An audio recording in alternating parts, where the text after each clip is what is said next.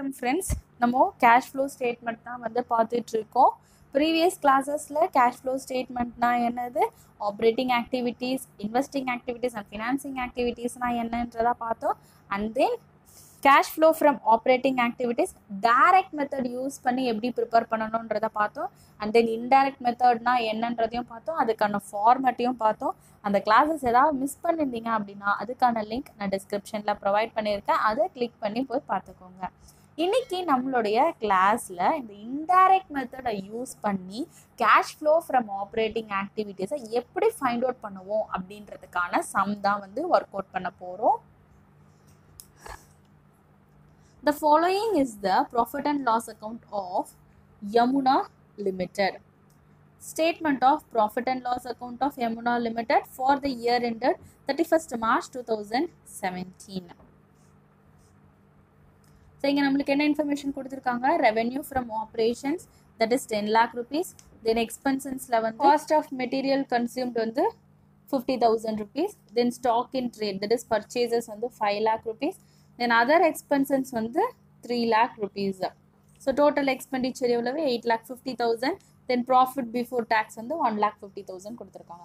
Additional இன்ஃபர்மேஷனில் நம்மளுக்கு இங்கே என்ன இன்ஃபர்மேஷன் கொடுத்துருக்காங்க, trade receivables decrease by 30,000 during the year. Trade receivables என்னது, கரண்ட் அசட்ஸ். அப்போ அது என்ன இருக்கு, டிக்ரீஸ் ஆகியிருக்கு, which means cash inflow. And then prepaid expenses increase by 5,000 during the year. அப்போ என்னது, எக்ஸ்பெண்டிச்சர் ப்ரீபெய்ட் எக்ஸ்பெண்டிச்சர் இன்க்ரீஸ் ஆகியிருக்கு. அப்போ நான் என்ன பண்ணியிருக்கேன், cash outflow. Then trade payables. Trade payables வந்து என்னது, கரண்ட் லயபிலிட்டிஸ், அது வந்து இன்க்ரீஸ் ஆகியிருக்கு. So that means cash inflow.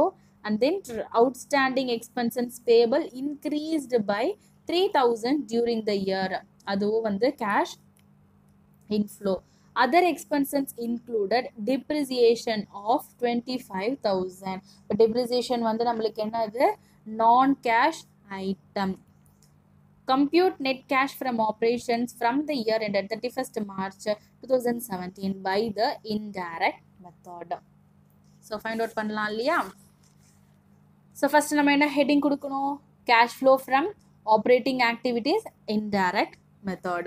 So first நம்ம என்ன எழுதணும், net profit before tax.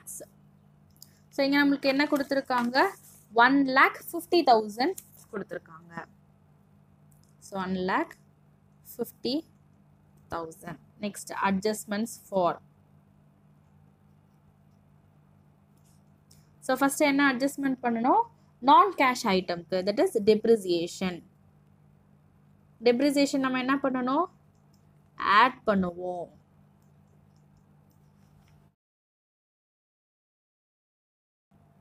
So எவ்வளோ ருபீஸ் டெப்ரிசியேஷன், 25,000. அப்போது 25,000. ஸோ 1,50,000லேருந்து 25,000 ஆட் பண்ணோன்னா 1,75,000. ஸோ இது என்னது நம்மளுக்கு, operating profit before working capital changes. So working capital அப்படின்றது என்னது, current assets and current liabilities இல்லையா. அப்போ ஃபர்ஸ்ட் நம்ம என்ன பண்ணணும், decrease in current assets. trade receivables அப்படின்றது என்னது, current assets. அது என்ன ஆகிருக்கு, decrease ஆகியிருக்கு.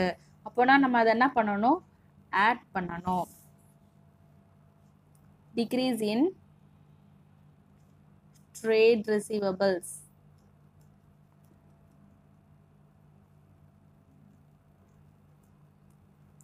So எவ்வளவு, 30,000 rupees.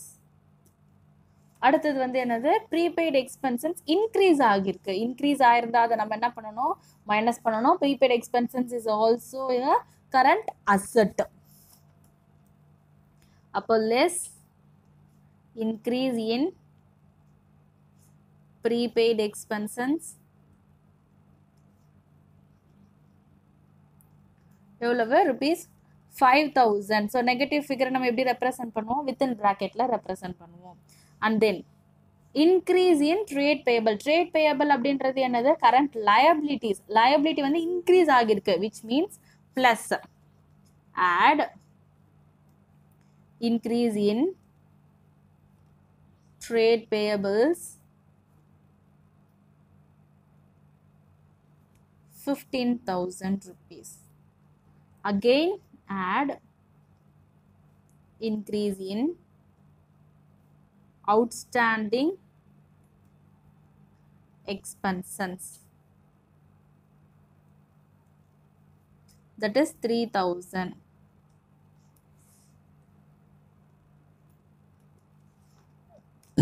1,75,000 plus 30,000 minus 5,000 plus 15,000 plus 3,000. So 2,18,000 என்னது? Cash generated from operations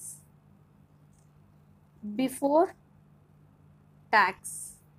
extraordinary items நம்மளுக்கு எதுவுமே இல்லை. ஸோ அதனால் நம்ம டேக்ஸ் மட்டும் கன்சிடர் பண்ணியிருக்கிறோம். Less income tax. So income டேக்ஸுக்கான இன்ஃபர்மேஷன் நம்மளுக்கு இங்கே கொஷினில் கொடுத்துருக்காங்களா?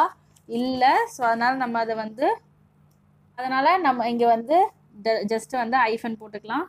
ஸோ இதுக்கப்புறமா நம்மளுக்கு கிடைக்கக்கூடிய அமௌண்ட் வந்து என்னது? Net cash inflow. Inflow வந்து எதனால? This is a positive figure from operating activities. இதுவே இன்கம் டேக்ஸ் இருந்ததுன்னா அதை மைனஸ் பண்ணி வரக்கூடிய அமௌண்ட் தான் நம்மளுக்கு என்னது? Net cash inflow from operating activities.